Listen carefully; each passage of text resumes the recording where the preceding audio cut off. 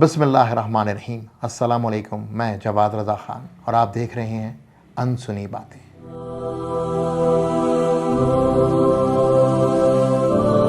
اعلیٰ حضرت کی پیدائش کا سال ہے 1856 اور یہ وہ دور تھا جب مسلمان اپنے اچھے دور سے نکل کر غلامی کے گھٹا ٹوپ اندھیرے میں دھکیلے جا رہے تھے۔ مسلمانوں کی دو بڑی قوتیں تھیں، سلطنت ہند اور سلطنت عثمانیہ۔ ان کو انگریز کھوکھلا کرنا شروع ہو گئے تھے۔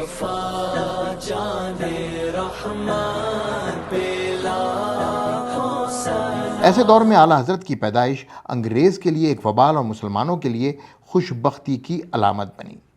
میں آپ کو ہند اور ترکیہ کے حالات کچھ اس طرح بتاؤں گا کہ آپ کو اندازہ ہوگا کہ اعلیٰ حضرت امام احمد رضا خان نے کن مشکل حالات میں اس وقت مسلمانوں کی رہنمائی کی۔ اعلیٰ حضرت امام احمد رضا خان کے مذہبی، سیاسی، معاشی، تعلیمی اور معاشرتی افکار میں ایک ہمگیر ہم آہنگی ہے۔ یہاں میں ہے کا لفظ اس لیے استعمال کر رہا ہوں کیونکہ آج بھی مسلمان اسی غلامانہ گھٹا ٹوپ اندھیرے میں سانس لے رہے ہیں جیسا کہ 18ویں اور 19ویں صدی کے اوائل میں لے رہے تھے۔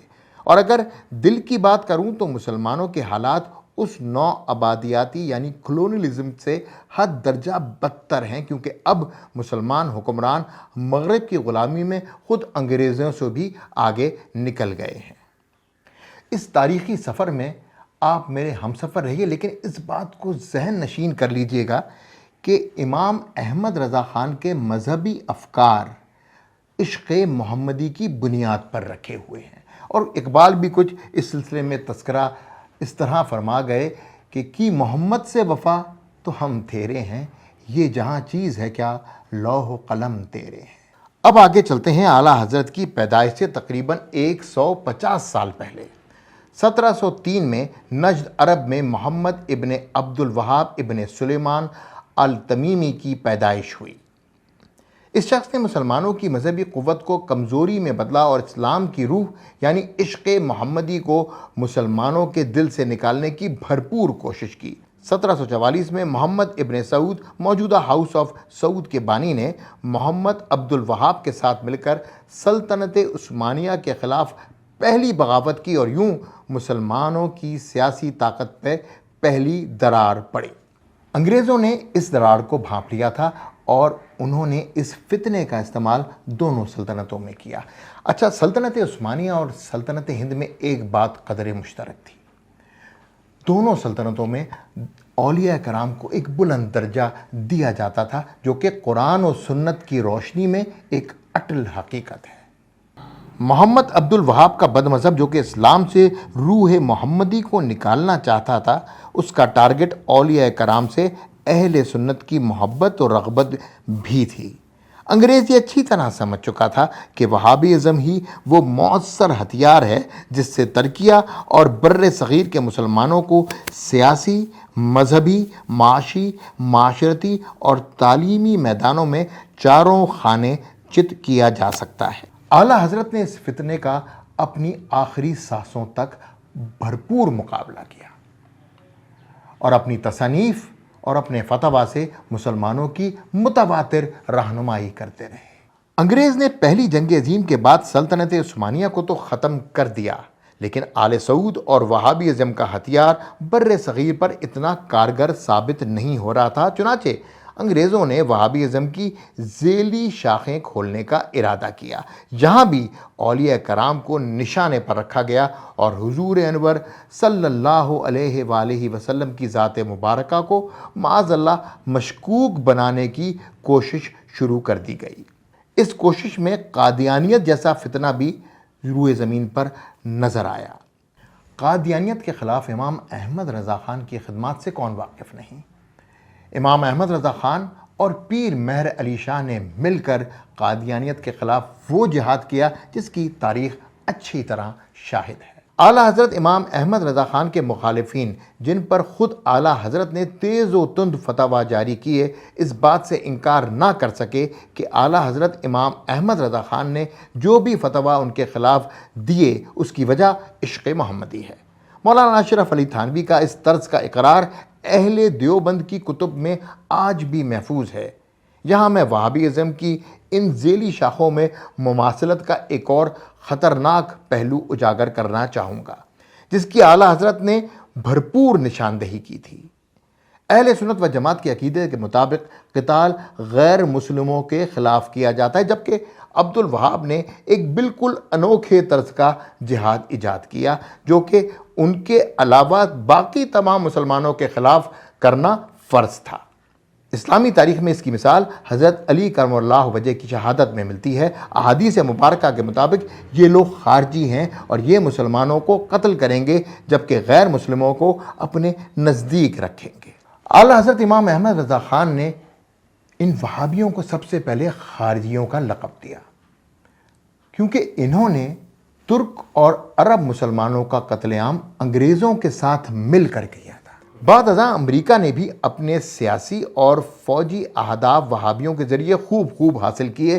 روس میں مسلم برادرہڈ کے نام پر، شام، عراق اور ترکی میں آئیسس کے نام پر، اور پاکستان میں TTP کے نام پر۔ ان خارجیوں کا استعمال ہر اس مسلم ریاست میں کیا گیا جس سے ان کو خطرہ تھا، اور یہ اعلیٰ حضرت کی دور اندیشی کی ایک مستند دلیل ہے۔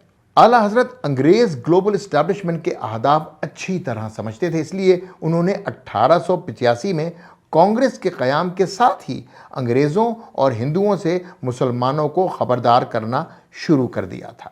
1898 کی پٹنہ سنی کانفرنس میں اعلیٰ حضرت کا مقالہ اس بات کا شاہد ہے کہ دو قومی نظریے کے اصل بانی اعلیٰ حضرت امام احمد رضا خان ہیں، سر سید احمد خان نہیں۔ انگریزوں نے جن سے بھی اپنا کام لینا ہوتا تھا ان کو سر یا شمس العلماء کا خطاب دیا جاتا تھا۔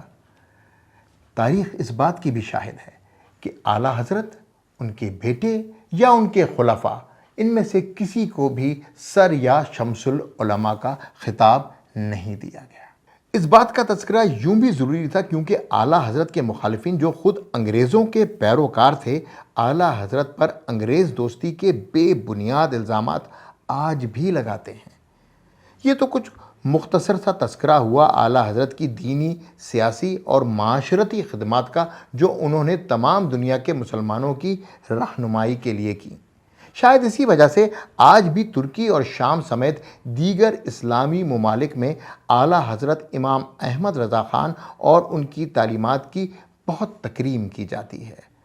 مجھے اس بات کا صحیح اندازہ تب ہوا جب لاہور میں میری ملاقات شیخ قطب شام ڈاکٹر عبد العزیز الخطیب الحسنی الجیلانی سے ہوئی۔ شیخ صاحب غوث پاک شیخ عبد القادر جیلانی کی اولاد میں سے ہیں اور بر صغیر پاک و ہند میں شہزادہ غوث پاک کے نام سے مشہور ہیں۔ شیخ شامی اعلیٰ حضرت کی بہت عزت کرتے ہیں۔ شیخ صاحب کے مطابق 90% شام کی آبادی اہل سنت و جماعت کے عقیدے کو فالو کرتی ہے، اور یوں امام احمد رضا خان شام میں ایک بہت بڑی حیثیت سے متعارف ہے۔ اب آئیے ذرا اعلیٰ حضرت کی معاشی دور اندیشی پر بھی نظر ڈالتے ہیں۔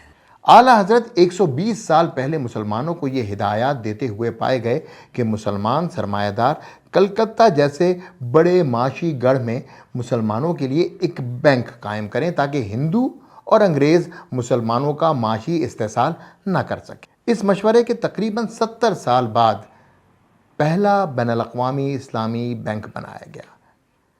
یہاں یہ امر بھی قابل ذکر ہے کہ اعلیٰ حضرت نے مسلمان نوجوانوں کو تجارت کی طرف راغب کیا تاکہ وہ انگریز کی عطا کردہ نوکریوں سے دور رہتے ہوئے اپنے معاشی مسائل کو احسن طریقے سے دور کر سکیں۔ یہاں بھی اعلیٰ حضرت سنت نبوی کو رائج کرواتے ہوئے نظر آئے۔ بر صغیر میں مسلمانوں کی سب سے ابتر حالت تعلیم کے میدان میں تھی۔ انگریز نے بڑی عیاری سے عربی، فارسی اور اردو کو دوسرے درجے کی زبانیں بنا دیا تھا، اور کسی قوم کو مغلوب کرنے کے لیے سب سے کامیاب ہتھیار یہی ہوتا ہے۔ اس طرح انگریز نے مسلمانوں کو دین، معاشرت اور معیشت تینوں سے دور کر دیا۔ اعلیٰ حضرت نے اس غلامی کے دور میں بھی انگریزی تعلیم کی بھرپور مخالفت کی، بلکہ ایک فتویٰ تو ان کا یہ بھی تھا کہ جو بھی تعلیمی ادارے مسلمانوں کے زیر اثر ہیں وہ کبھی کسی غیر مسلم قوت سے فنڈز نہ لیں، کیونکہ اس سے اسلامی تشخص کو ختم کر دیا جائے گا اور اسلامی نصاب پر تسلط انگریز کا ہوگا۔ اعلیٰ حضرت کی یہ نصیحت شاید صرف اس وقت کے مسلمانوں کے لیے ہی نہیں تھی، بلکہ آج اگر کوئی ذی شعور مسلمان پاکستان کے تعلیمی نظام میں غیر مسلم مداخلت کو دیکھے تو امام احمد رضا خان کی دور اندیشی کا قائل ہوئے بغیر نہ رہ سکے۔ آج اگر ہم مسلمانوں کی دینی، سیاسی، معاشی اور معاشرتی حالت کو دیکھیں تو اس بات کا اندازہ اچھی طرح ہو جائے گا کہ عشق محمدی سے دور ہونے کی وجہ سے ہم ہر میدان میں پیچھے رہ چکے ہیں۔ ہم نے اپنی تاریخ کے نگینوں کو پتھر اور پتھروں کو ٹیشو پیپروں کو تاریخ کا نگینہ بنا کر پیش کر دیا ہے، اور شاید یہی وجہ ہے کہ ہم اپنی اصل صراط مستقیم سے ہٹ چکے ہیں۔ اب واپس صراط مستقیم پہ جانا مشکل ضرور ہے، ناممکن نہیں۔ جواد رضا خان۔